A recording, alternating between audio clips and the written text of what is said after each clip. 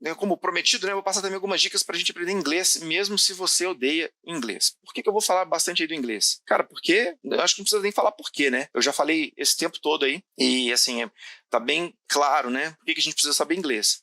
Mesmo que você vá trabalhar numa empresa no Brasil, toda a documentação que você vai ler está em inglês. Se você está lendo documentação traduzida, eu vou te contar um negócio. Você está lendo muita coisa errada e às vezes até difícil de entender, porque a tradução normalmente é a tradução automática e normalmente ela não é boa, né? Não é uma tradução muito legal, tá?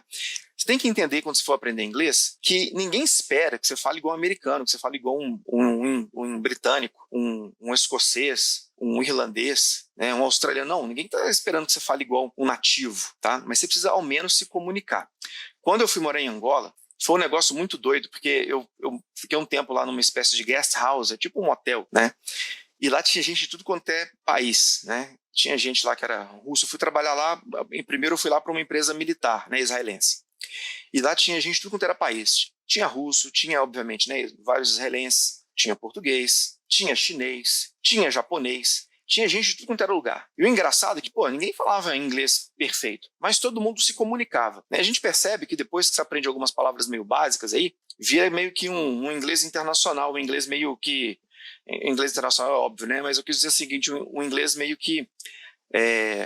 básico para negócios, para trabalho, né, onde as pessoas se viram ali, tá? E depois você vai avançando, né? Vai falar inglês com o pessoal no churrasco, depois você vai aquela coisa de querer se comunicar, você acaba se virando. Então, assim, ninguém espera, eu não vi os caras falando de outras nacionalidades falando inglês perfeito, mas se comunicavam. Põe isso na sua cabeça, ninguém espera que você fale inglês com perfeição.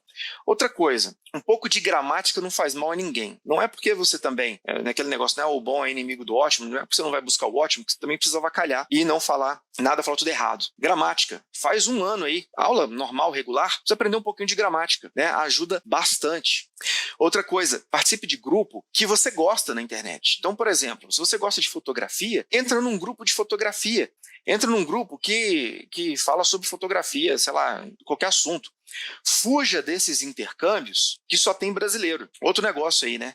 Sai fora disso. Ah, vou fazer um intercâmbio em outro país com gente, inclusive de outras nacionalidades. Intercâmbio com gente que está aprendendo inglês não é legal, tá? Não é legal. Intercâmbio que eu falo assim, é aquilo que você vai lá para ficar um mês lá, 2 meses lá na África do Sul, 2 meses nos Estados Unidos, estudando inglês numa escola que tem gente de tudo quanto é país falando inglês errado. Sai fora disso. Mais vale você fazer um curso extracurricular nos Estados Unidos, na África do Sul, em outro país, na Inglaterra, fazer um curso aí de, sei lá, de fotografia, né? Vou usar o exemplo da fotografia, de fotografia, um curso de hipnose, faz o curso do que você quiser, mas vai fazer um curso com a galera que fala inglês, né? Não vai entrar nessas de fazer um curso aí com gente que não fala inglês, que você vai perder seu tempo, vai ficar todo mundo falando errado lá, tá?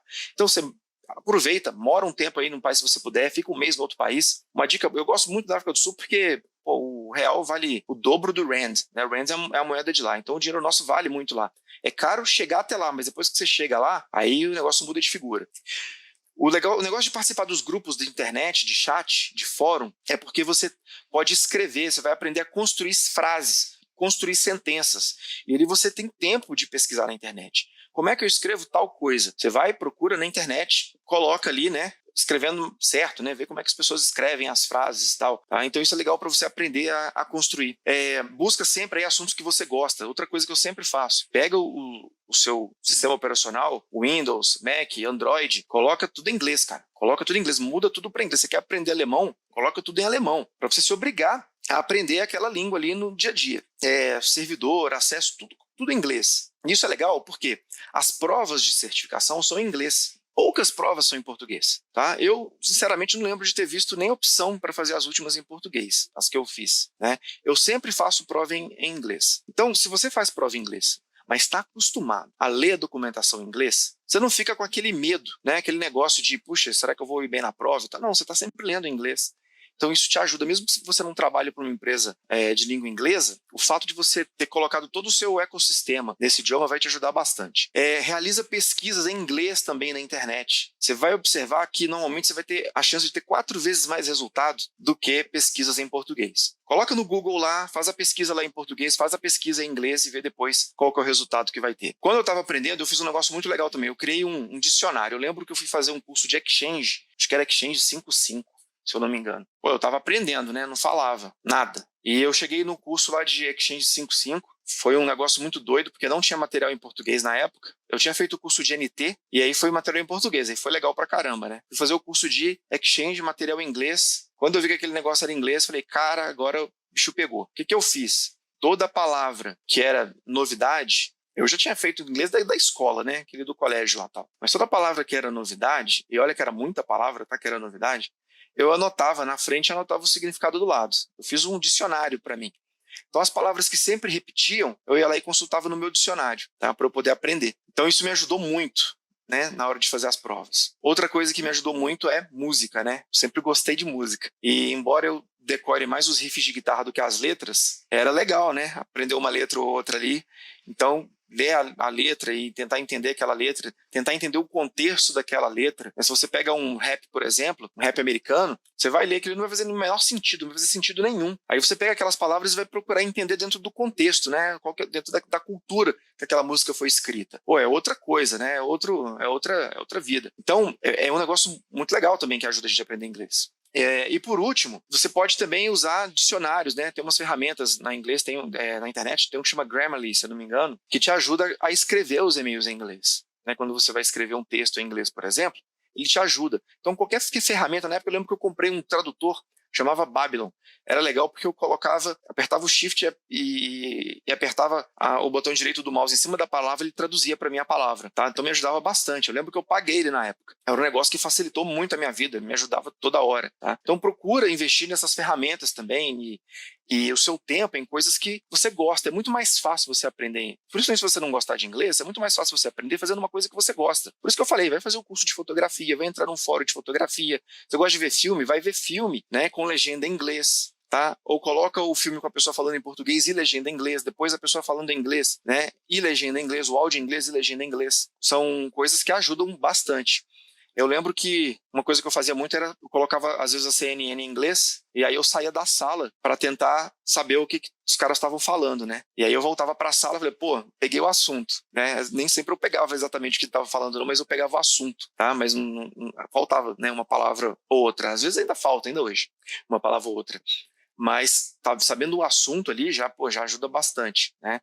Tem uma situação engraçada que aconteceu comigo, aliás, duas, né? Uma delas, eu estava em um restaurante e estava na África do Sul, e aí eu pedi, o garçom me entregou o menu, né? E aí eu fui pedir a entrada. E quando eu pedi a entrada, eu pedi para ele assim, eu queria soap, né? Soap, na verdade, eu falei. E aí o cara segurou para não rir, aí eu me toquei, eu tinha falado soap ao invés de soup, né? E soap é sabonete. Pô, imagina eu pedindo sabonete no restaurante. Aí eu falei com o cara, não, pode rir, né? Aí o cara riu pra caramba, né? A gente riu junto e tal. Então, assim, você não precisa ficar com essa coisa, né? De ficar com medo, né? Quanto mais relaxado você for, mais fácil vai ser de você aprender, né? Relaxado que eu falo assim, esquece que você tem que falar perfeito. Ninguém espera que você fale perfeito. Vai falar com alguém do idioma inglês, fala com o cara, olha, eu não falo inglês bem, eu tô aprendendo ainda. Se eu falar alguma coisa errada, pode me ensinar. Se coloca aberto a aprender. Normalmente as pessoas vão ter prazer em te ensinar, vão ter prazer em te ajudar, tá? Então isso é uma coisa que eu sempre faço. Outra situação foi uma situação engraçada, eu estava numa reunião com a Microsoft em Angola, o pau estava quebrando, cara, a gente estava num banco, um vírus tinha ferrado lá o banco e todas as agências paradas e eu estava ainda assim, né, naquele meu primeiro trabalho numa empresa que fala inglês, né, com todo mundo em inglês. Entrei numa conferência e vou te falar um negócio. Foi um aperto, viu? Sei que de repente ficou tudo mudo, ninguém falava nada. Aí o cara só perguntou assim, Alisson, are you there? O cara perguntando se eu tava ali na reunião, né? Eu falei, sim, sim. Aí o cara me perguntou, e o que você achou? Eu falei, pronto, o que eu achei? Eu não tinha entendido nada, né? Perdi um pedação, cara, da conversa dos caras.